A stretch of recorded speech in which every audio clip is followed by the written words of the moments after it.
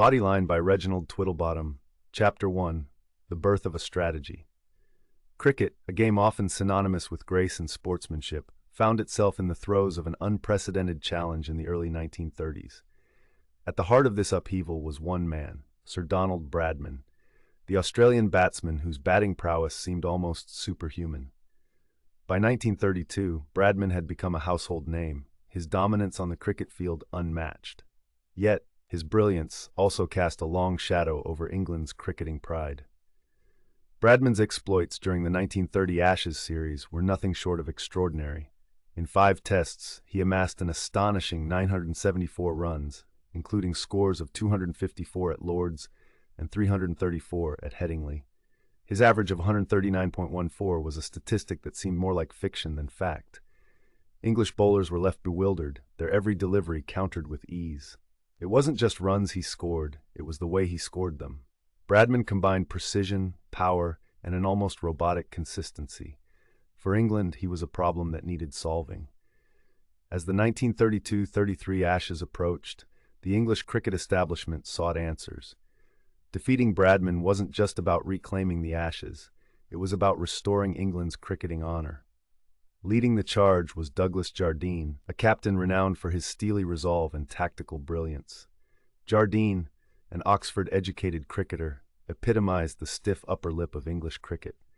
Beneath his composed exterior, however, burned an unrelenting desire to win, at all costs. It was Jardine who devised the plan that would later be known as Bodyline.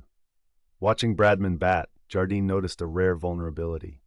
The Australian batsman, for all his brilliance, seemed uncomfortable against fast, short-pitched deliveries aimed at his body. Exploiting this weakness became the cornerstone of Jardine's strategy. Jardine turned to his most potent weapon, Harold Larwood, a coal miner from Nottinghamshire, who had become one of the fastest bowlers in cricket. Larwood's pace was legendary, his bouncers feared by batsmen across the world. Partnering with Larwood was Bill Vose, another Nottinghamshire bowler, who complemented Larwood's ferocity with consistency and accuracy. The plan was simple, yet controversial. By bowling short-pitched deliveries aimed at the batsman's upper body, England could force mistakes or physical discomfort. A packed leg-side field of close-in fielders would be positioned to capitalize on deflections and rushed shots. The strategy relied on intimidation, pushing the boundaries of cricketing ethics. The English camp practiced Bodyline tirelessly during their preparations. Jardine insisted on discipline, precision, and ruthlessness. His instructions to Larwood and Vose were clear: bowl to the body and unsettle the batsman. For Jardine, this was not unsportsmanlike. It was simply a tactic designed to win. While the English players were committed to Jardine's vision, murmurs of unease began to surface. Cricket, after all, was more than just a game. It was a reflection of character and culture. The idea of targeting a batsman's body seemed to some like a betrayal of the sport's spirit. But Jardine was unmoved. The object, he famously declared, is to win, and to win within the laws of the game. As England prepared to set sail for Australia, the stage was being set for one of cricket's most explosive series. The plan was in place, the players were ready, and the stakes could not have been higher. What awaited them on Australian soil, however, would test not only their strategy but also the very fabric of the game. Chapter 2. England arrives in Australia. The English cricket team arrived in Australia in October 1932, stepping onto the sun-baked shores of a nation brimming with anticipation. The Ashes had always been a fiercely contested rivalry, but this tour carried an air of extra intensity. For the Australians, this was more than just cricket.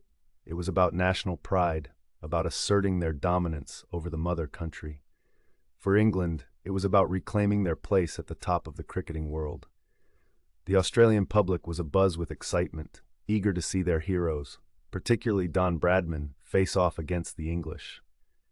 Bradman, now a national icon, was more than just a cricketer. He was a symbol of hope in the midst of the Great Depression.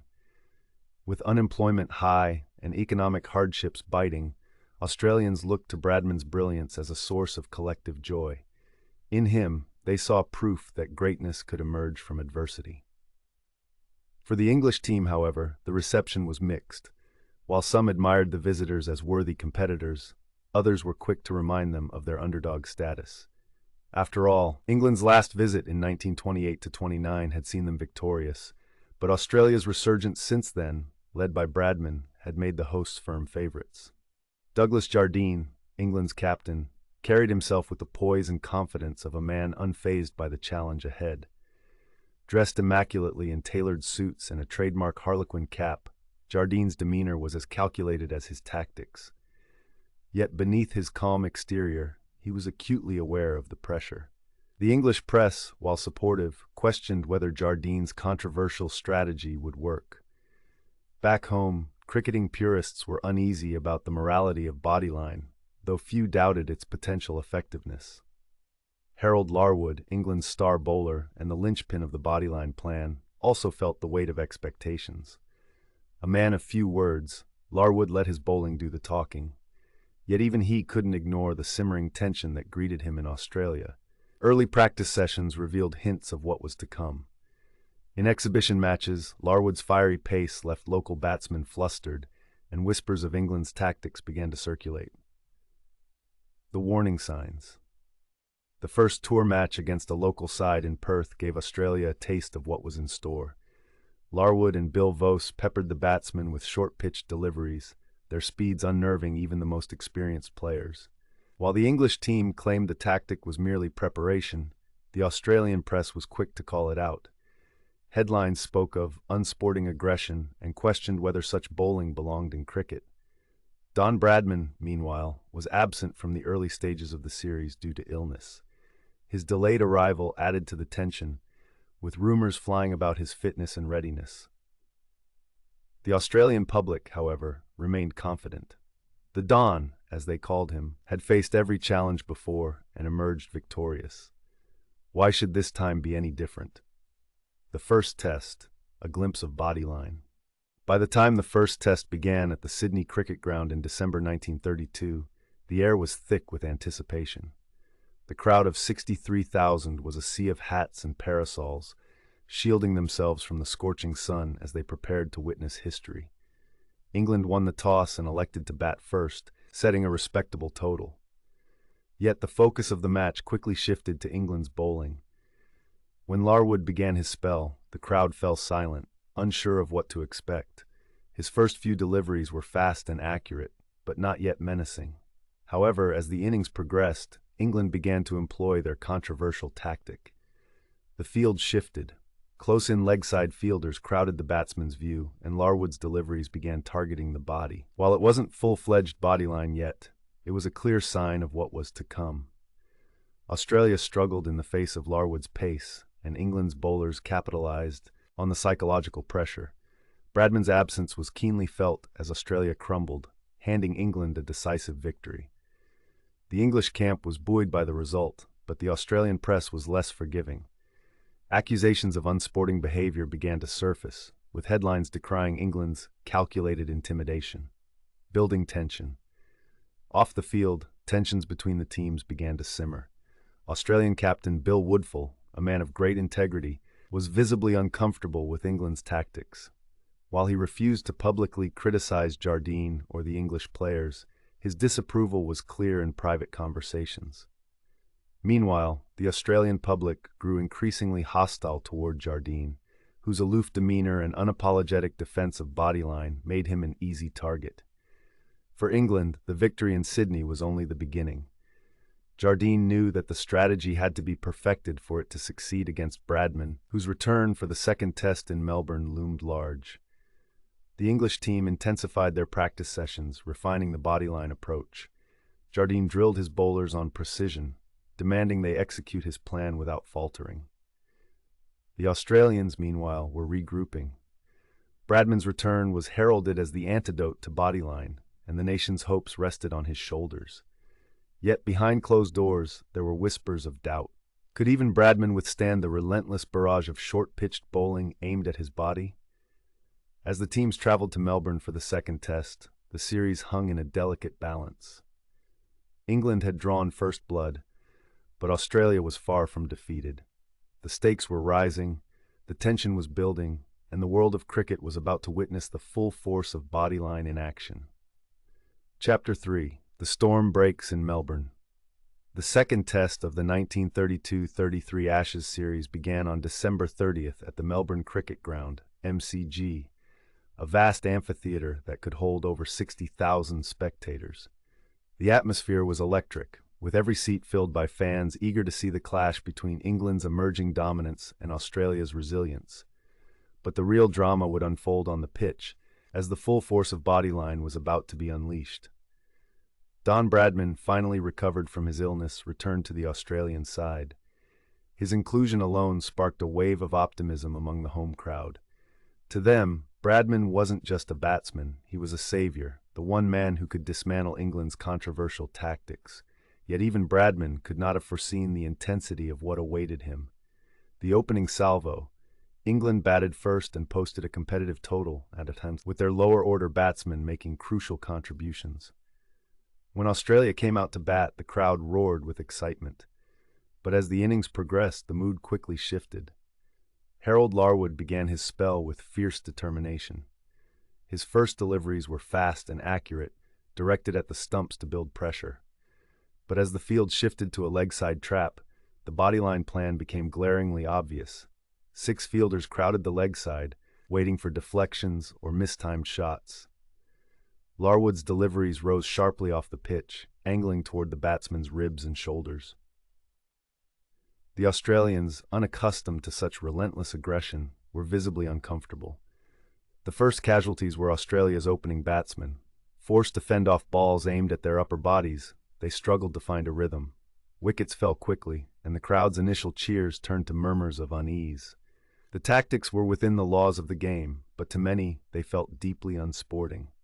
Bradman takes the field. When Bradman walked out to bat, the noise in the stadium reached a crescendo. Dressed in his trademark white flannels, he exuded a quiet confidence. The English players watched him intently, their field already set for Bodyline. For Larwood, this was the moment he had been preparing for. Bradman's first few deliveries were tentative, as he tested the pitch and adjusted to Larwood's pace. Then, in a flash of brilliance, he scored a boundary with a perfectly executed cut shot. The crowd erupted, sensing that their hero was ready to fight back. But Jardine was not to be outmaneuvered. He instructed Larwood to increase the intensity, aiming short-pitch deliveries directly at Bradman's body. One delivery narrowly missed Bradman's head, drawing gasps from the crowd. Another struck his glove, sending the ball perilously close to a fielder. For the first time in years, Bradman appeared rattled. Though he managed to score a half-century, it was far from the commanding display the crowd had hoped for. The psychological pressure of Bodyline had taken its toll. When Bradman was eventually dismissed, the English players celebrated as though they had won the match. For them, this was proof that Bodyline worked, even against the greatest batsman in the world. A battle turns ugly. The true controversy of the Melbourne Test came when Australian batsman Bill Woodfull took the strike. A man known for his composure and sportsmanship, Woodfull had been a steadying presence for his team. But even he struggled against Larwood's hostile bowling. One delivery struck Woodfull square in the chest, leaving him doubled over in pain. The crowd erupted in anger, booing Larwood and hurling insults at the English players. The tension in the stadium was palpable, with some fearing the crowd might storm the field. What followed only added fuel to the fire. During a break in play, English manager Pelham Warner approached the Australian dressing room to check on Woodfull's condition. Woodfull's response was cold and cutting. "There are 2 teams out there. One is trying to play cricket, the other is not." This statement, later leaked to the press, became a rallying cry for those who opposed Bodyline. It symbolized the growing divide between the 2 teams, both on and off the field. England's victory and growing hostility. England won the second test decisively, taking a 2-0 lead in the series. For the English camp, the victory was validation of Jardine's strategy. But for the Australians, it was a bitter pill to swallow. The crowd's hostility had turned into outrage, and the press unleashed a torrent of criticism. Headlines decried the tactics as cruel and against the spirit of the game. Jardine, ever defiant, dismissed the criticism. In his eyes, Bodyline was a legitimate tactic, one designed to exploit a weakness within the rules. But the Australian players and public saw it differently. To them, it was an attack on the integrity of cricket, a sport that had always prided itself on fair play. The fallout begins. The Melbourne Test marked a turning point in the series. The divide between the teams, already strained, was now a chasm. Australian players were beginning to feel the emotional and physical toll of Bodyline, while the English camp faced increasing scrutiny from the media and cricketing authorities. As the teams prepared for the third test in Adelaide, the tension was at an all-time high. The question loomed, how far would England go to secure victory, and at what cost? Chapter 4: Adelaide Erupts. By the time the third test at the Adelaide Oval began on January 13, 1933, the Bodyline controversy had already set Australian cricket and its public ablaze. Tensions between the teams were at breaking point, and the atmosphere in the stands was electric, fueled by anger and national pride. More than 50,000 spectators packed the ground, hoping to see their team fight back against England's controversial tactics.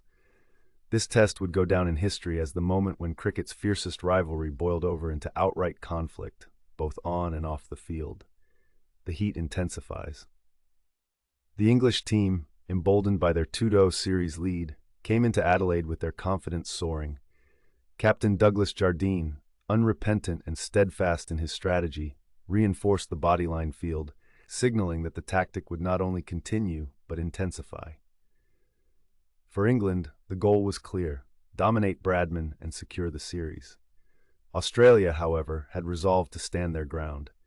With Bradman fit and determined, and Captain Bill Woodfull leading a team brimming with quiet defiance, the hosts were ready to push back against what they saw as the unsporting aggression of the English. England batted first, setting another solid total, but the real drama began when the Australians came to the crease. Harold Larwood, the spearhead of Bodyline, took the ball, and from the first delivery, the intent was clear. Short-pitched deliveries aimed at the chest and head of the Australian batsman drew gasps and boos from the crowd. Fielders crowded the leg side, ready to pounce on any defensive mistakes. Woodfull struck. The pivotal moment came during Bill Woodfull's innings. Known for his composure and gentlemanly demeanor, Woodfull was the embodiment of cricket's traditional values. As Larwood bowled with searing pace, Woodfull struggled to fend off the barrage of short-pitched deliveries. Then, with a crack like a gunshot, a rising ball from Larwood struck Woodfull directly in the chest. The impact left him clutching his ribs in agony, and for a few moments, the stadium fell into a stunned silence. But the silence quickly turned into an uproar. The Adelaide crowd erupted in anger, their shouts of protest aimed squarely at Larwood and the English team. Some spectators hurled objects onto the field, and the tension threatened to boil over into chaos. Woodfull, ever stoic, refused medical attention and continued to bat, though he was clearly in pain. His courage only deepened the crowd's outrage. To them, this was no longer a cricket match. It was a battle between good and bad, fair play and ruthlessness. The dressing room incident. The controversy deepened during the next break in play. England's manager, Pelham Warner, approached the Australian dressing room to express his concern for Woodfull's injury. Warner, a former cricketer himself, likely intended the gesture as one of goodwill. However, Woodfull's response was icy and direct. There are two teams out there. One is playing cricket. The other is not. This damning statement, though initially private, soon leaked to the press, becoming a rallying cry against England's tactics. It encapsulated the growing resentment among the Australians, who felt that Bodyline had crossed the line of sportsmanship. The crowd turns hostile. As the match progressed, the crowd's hostility reached fever pitch. Every short-pitched delivery from Larwood or Bill Vose was met with jeers and boos. Placards condemning England's tactics appeared in the stands, and chants of "play fair" echoed across the ground. For the English players, it was a rare and unnerving experience to face such open hostility from the Australian public. The Australian batsmen, battered and bruised, struggled to mount a meaningful response. Bradman, though still the team's highest scorer, could not produce the magic innings his country needed. England's relentless bowling attack dismantled the Australian lineup, and the hosts were left reeling. The breaking point. The Adelaide Test wasn't just a physical battle, it was a psychological one. The Australians, once brimming with confidence, began to show signs of where injuries piled up, tempers flared, and the toll of Bodyline became evident. Meanwhile, the English team, led by Jardine's iron will, maintained their focus. For Jardine, this wasn't about fair play. It was about winning, and winning decisively. But the controversy spilled far beyond the boundary. Australian newspapers ran scathing editorials condemning England's tactics, calling them a blight on the spirit of cricket. One headline read, "Cricket or War? England crosses the line." The public outcry grew so intense that it reached the highest levels of government. Prime Minister Joseph Lyons intervened, sending an official complaint to the Marylebone Cricket Club, MCC, the governing body of English cricket. Lyons warned that if Bodyline continued, it could jeopardize not just the series, but also the relationship between Australia and England. For two nations with deep colonial ties, this was a diplomatic crisis in the making. England prevails. Despite the controversy, England secured another resounding victory in Adelaide, taking a 3-0 lead in the series. But their triumph was overshadowed by the growing animosity between the teams and their supporters. For the Australians, the series was no longer about cricket. It was about defending the honor of their nation. Jardine, ever defiant, dismissed the criticism as sour grapes.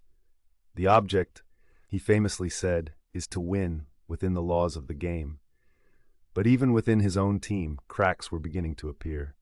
Some English players privately questioned whether Bodyline had gone too far, and the relentless scrutiny from the press added to the pressure. The fallout looms. As the team seems prepared for the fourth test in Brisbane, the Bodyline series was teetering on the edge of complete collapse. Diplomatic cables flew between London and Canberra, newspapers on both sides of the world fanned the flames, and cricket's reputation as a gentleman's game lay in tatters. The Adelaide Test had cemented Bodyline as one of the most controversial tactics in cricketing history. The question now was not just whether the series would continue, but whether the game itself could survive such a bruising chapter.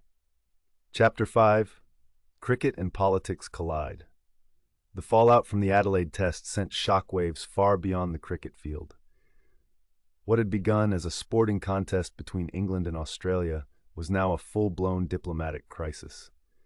The controversy surrounding Bodyline bowling had divided players, fans, and officials, and the escalating tension threatened to damage not only the Ashes series, but also the political and cultural relationship between the two nations. The political firestorm. In the wake of the Adelaide Test, Australia's Prime Minister Joseph Lyons received a barrage of letters and petitions from the public, demanding action against England's tactics. To many Australians, Bodyline wasn't just unsporting. It was seen as an attack on their national pride. Cricket, long viewed as a symbol of camaraderie between the two nations, had become a battleground for their cultural differences. Lyons, recognizing the public outrage, reached out to the Australian Cricket Board, ACB, and the Marylebone Cricket Club, MCC, the governing body of English cricket. He issued a formal complaint, warning that the series could not continue if England persisted with Bodyline tactics. His message was clear. Cricket should reflect the values of fairness and respect, and Bodyline had no place in the game. The MCC, however, was not inclined to back down. In a curt response, they defended England's tactics, insisting that Bodyline was a legitimate strategy within the laws of cricket. The MCC's president dismissed Australian concerns as overreactions, adding fuel to an already blazing fire. For England's cricketing establishment, Jardine's approach was innovative and effective, and they were unwilling to concede to Australian pressure. The role of the press. The press in both countries played a pivotal role in stoking the controversy. Australian newspapers ran scathing editorials condemning Bodyline, with headlines like "A Blight on Cricket" and "England Turns a Gentleman's Game into a Blood Sport." Columnists called for the Australian government to intervene, some even suggesting that the series should be abandoned to preserve the nation's dignity. In England, the reaction was mixed. While some supported Jardine's tactics, arguing that Bradman's dominance required extraordinary measures, others expressed concern about the damage Bodyline was doing to the spirit of the game. The Times newspaper wrote, "The Ashes, once a celebration of the shared love of cricket, has become a source of bitterness and division. Is the price of victory worth the cost to the game's soul?" Social commentary also began to seep into the narrative. For Australians, Bodyline was symbolic of English arrogance and a perceived sense of superiority. For the English, Australia's protests were dismissed by some as unsportsmanlike, a refusal to face up to a fair challenge. The divide was as much about national identity as it was about cricket. Players under pressure. Amid the public and political uproar, the players themselves were caught in the crossfire. Australian captain Bill Woodfull, already physically battered by Bodyline, bore the brunt of his team's frustration and the nation's expectations. A man of integrity, Woodfull refused to retaliate with similar tactics, insisting that cricket should be played with honor. However, this stance left him isolated, with some teammates privately questioning whether his approach was too passive. On the English side, Douglas Jardine stood firm, unflinching in his defense of Bodyline. He remained a polarizing figure, revered by some as a brilliant strategist and reviled by others as the architect of cricket's greatest scandal. Within the English team, cracks began to appear. Fast bowler Harold Larwood, who executed Bodyline with devastating precision, found himself under immense scrutiny.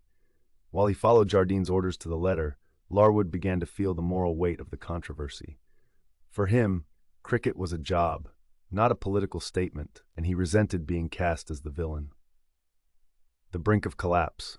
As the series moved toward the fourth test in Brisbane, the tension between the ACB and MCC escalated. Rumors swirled that Australia might cancel the remainder of the series, a decision that would have enormous financial and diplomatic repercussions. Cricket, the gentleman's game, was teetering on the edge of chaos. Behind the scenes, frantic negotiations took place. The Australian government, seeking to de-escalate the situation, urged the ACB to find a resolution. The MCC, meanwhile, made it clear that England would not abandon Bodyline tactics unless explicitly banned by cricket's governing laws. Both sides were entrenched, unwilling to concede. The Australian players, too, began to discuss the possibility of a boycott. Woodfull, deeply troubled by the injuries sustained by his teammates and the mounting hostility of the public, considered withdrawing his team from the series altogether. Ultimately, it was the financial implications of such a move that kept the series alive. With gate receipts and sponsorships at stake, the ACB reluctantly agreed to continue. The cultural divide. The Bodyline controversy revealed a deeper cultural divide between England and Australia. For Australians, cricket was more than a sport. It was a reflection of their identity as a young, proud nation. Bodyline was seen as an affront to their values, a reminder of colonial subjugation and English dominance. For the English, the controversy was viewed through the lens of competition. To them, Bodyline was a legitimate response to the genius of Bradman, a tactical innovation within the rules of the game. This cultural clash fueled the animosity between the two sides, creating an atmosphere of distrust that lingered long after the series ended. Players who had once shared camaraderie now viewed each other with suspicion, and the rivalry between the nations became permanently tinged with bitterness. The legacy of the fallout. The political and social uproar surrounding Bodyline forced cricket's administrators to confront the ethical boundaries of the game. By the end of the series, discussions began about rule changes to prevent similar tactics in the future. But for the time being, the controversy remained unresolved, casting a shadow over the remainder of the tour. As England prepared for the fourth test, Jardine remained steadfast in his approach. For him, the mission was clear: secure the Ashes, regardless of the cost. For Australia, the stakes were higher than ever, not just to win a match, but to defend the spirit of the game.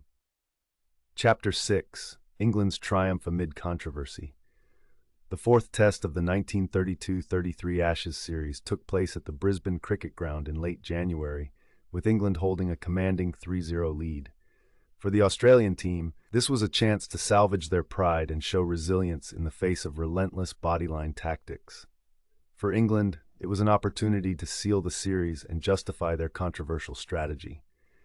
But the contest, like the rest of the series, would be overshadowed by the escalating tensions both on and off the field. England's dominance continues. The Brisbane crowd, eager to see their team fight back, packed the stadium. However, the match began with a familiar pattern. England, batting first, posted a solid total thanks to contributions from their middle order. The Australian bowlers worked tirelessly, But the English batsmen, bolstered by their earlier successes, displayed remarkable confidence. When Australia came out to bat, the scene was set for yet another confrontation with Bodyline. Harold Larwood, England's fearsome fast bowler, wasted no time in executing the tactic that had come to define the series. His short-pitched deliveries, aimed at the upper body, forced the Australian batsman onto the back foot, both literally and metaphorically. The home crowd, already seething from the events in Adelaide, grew increasingly hostile. Each Bodyline delivery was met with boos and jeers, and tensions in the stands mirrored the unease on the pitch. The Australian batsmen, battered and bruised, struggled to cope. Despite their best efforts, wickets fell steadily, leaving the home side in a precarious position. Bradman fights back amid the chaos. Don Bradman once again emerged as Australia's best hope. Walking to the crease with the weight of the nation on his shoulders, he faced a hostile field set specifically to nullify his brilliance. The leg-side trap, combined with Larwood's searing pace, created an almost impossible challenge. But Bradman, ever resourceful, found ways to counter Bodyline. By using his quick footwork and precision timing, he managed to deflect Larwood's deliveries away from the close-in fielders. The crowd roared with every run he scored, seeing in Bradman the resilience they longed for. His half-century was a masterclass in determination, but it was not enough to rescue his team. When he was eventually dismissed, caught attempting an uncharacteristic hook shot, the crowd fell silent. Without Bradman, the Australian innings quickly unraveled. Woodfull's defiance. One of the most poignant moments of the test came when Australian captain Bill Woodfull stepped onto the field. Still recovering from the injury he sustained in Adelaide, Woodfull faced Larwood with steely resolve. Though his technique was not as polished as Bradman's, his bravery in the face of such relentless aggression earned him the admiration of both teammates and fans. Woodfull's innings, though short-lived, became a symbol of defiance. Each ball he faced was a testament to his courage, and his refusal to criticize England publicly only added to his stature as a gentleman of the game. When he was struck again by a rising delivery, the crowd's anger boiled over, with shouts of "unsporting" echoing across the ground. England secures the Ashes. Despite Australia's spirited efforts, England's dominance with both bat and ball proved insurmountable. Larwood, supported by fellow bowlers Bill Vose and Gubby Allen, continued to dismantle the Australian batting lineup. The tourists claimed victory by a wide margin, sealing the series and regaining the Ashes. For Jardine and his team, the victory was the ultimate vindication of their strategy. England had successfully neutralized Bradman, the most formidable batsman in cricket history, and had outplayed Australia in every department. But their triumph came at a significant cost, a hollow victory. As the English players celebrated, the broader consequences of their success began to unfold. The Australian public, already disillusioned by the series, viewed England's victory with disdain. The press lambasted Jardine's tactics as a stain on the game, and calls for rule changes to ban Bodyline grew louder. Even within the English team, the mood was complicated. Harold Larwood, whose devastating bowling had been instrumental in England's success, faced intense scrutiny. While Jardine publicly praised Larwood for his performance, the bowler privately expressed frustration at being cast as the villain of the series. For Larwood, this was a Pyrrhic victory. He had executed Jardine's plan flawlessly, but at the cost of his reputation. Back in England, the reaction was mixed. While some celebrated the return of the Ashes, others questioned whether the end justified the means. The Marylebone Cricket Club, MCC, initially staunch in their defense of Bodyline, began to face pressure to address the controversy. The aftermath. The conclusion of the series marked the beginning of significant changes to cricket. In the months following the tour, cricket's governing bodies introduced new laws to prevent the recurrence of Bodyline tactics. The laws of cricket were amended to limit the number of fielders behind square on the leg side and to discourage short-pitched bowling aimed at the batsman's body. These changes, though subtle, fundamentally altered the way the game was played. For the players, the legacy of the series was deeply personal. Harold Larwood, despite his pivotal role in England's victory, never played Test cricket again. Scapegoated by the MCC for the controversy, he retired from the game and later emigrated to Australia, where he lived out his life in relative obscurity. Douglas Jardine, too, found his reputation tarnished. Though he remained a respected figure in English cricket, his name would forever be associated with one of the most contentious chapters in the sport's history. On the Australian side, Don Bradman emerged from the series with his legacy intact. Though his performances had been curtailed by Bodyline, his resilience in the face of unprecedented pressure only added to his legend. He would go on to dominate world cricket for years to come, cementing his status as the greatest batsman of all time. A series remembered. The 1932-33 Ashes series remains one of the most controversial events in cricketing history. It was a clash of cultures, a battle of wills, and a moment that tested the very spirit of the game. For England, it was a triumph of strategy and discipline. For Australia, it was a challenge to their identity and their love of the sport. In the years since, Bodyline has become a symbol of the fine line between competition and fairness. It serves as a reminder of cricket's capacity for both greatness and controversy, and of the enduring power of the Ashes to captivate the world. Epilogue: The Legacy of Bodyline. The 1932-33 Ashes series, known forever as the Bodyline series, left a mark on cricket that resonates to this day. It wasn't just the outcomes of the matches or the tactics employed. It was the questions it raised about the spirit of the game and the nature of sportsmanship that continued to provoke discussion and reflection. Changes to the laws. In the aftermath of the series, cricket's governing bodies moved swiftly to ensure that the controversy would not be repeated. The Marylebone Cricket Club, CC, introduced several rule changes aimed at curbing the excessive use of bodyline tactics. These included restrictions on the number of fielders allowed behind square on the leg side and guidelines on short-pitched bowling. Though subtle, these amendments fundamentally altered the way fast bowling could be used, balancing aggression with fairness. These changes underscored a broader shift in the game's philosophy. Cricket, often described as a reflection of character and culture, was reaffirming its commitment to values of respect, integrity, and sportsmanship. The players' fates. For the players involved, the series left deeply personal legacies. Harold Larwood, the face of Bodyline, bore the brunt of the fallout. Despite his match-winning performances, he was scapegoated by the MCC, who distanced themselves from the controversy to protect English cricket's reputation. Larwood was never selected for England again, and his relationship with the cricketing establishment remained strained. Years later, Larwood emigrated to Australia, where he was warmly received by a nation that came to respect his talent and resilience. Douglas Jardine, the architect of Bodyline, became one of cricket's most polarizing figures.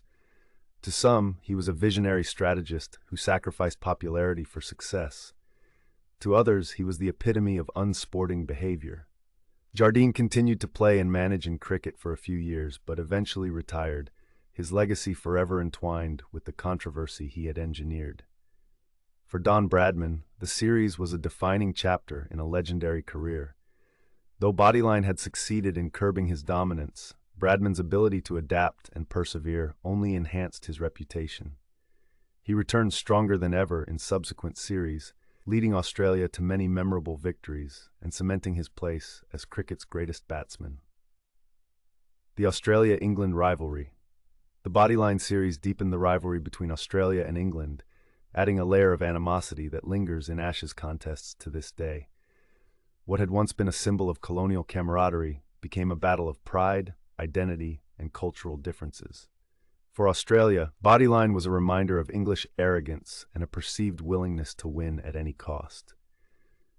For England, the series was a testament to their ability to adapt and overcome even the most formidable challenges.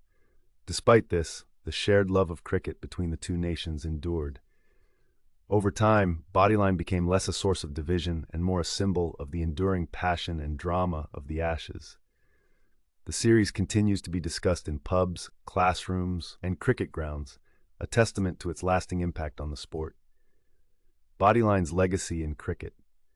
Bodyline remains a touchstone in cricket history, a reminder of the delicate balance between competition and ethics. The series challenged the idea of what was acceptable within the laws of the game, forcing players, officials, and fans to confront uncomfortable questions about fairness and intent. In modern cricket, the echoes of Bodyline can still be heard. Short-pitched bowling, though regulated, remains a key weapon in a fast bowler's arsenal. The leg-side field trap, while restricted, is occasionally employed to test a batsman's technique. Yet the lessons of Bodyline endure. Tactics, no matter how effective, must always align with the spirit of the game. A story passed down. The Bodyline series has transcended cricket to become a cultural legend. It has been immortalized in books, documentaries, and even a television miniseries, each recounting the drama and complexity of those 5 unforgettable tests. For cricket fans, Bodyline is not just a story of controversy. It is a story of human ingenuity, resilience, and the unyielding pursuit of victory. As the years pass, the legacy of Bodyline remains a source of fascination and debate. It is a reminder that sport, like life, is rarely simple. It is a stage for brilliance and controversy, heroism and villainy. Above all, it is a reflection of the people who play it and the times in which they live. The Bodyline series may have ended in 1933, but its impact continues to shape the game, inspiring both admiration and caution. It is a chapter in cricket's history that will never be forgotten, a story of triumph and controversy that reminds us why we love the game. If you enjoyed this story, please subscribe and tell your friends.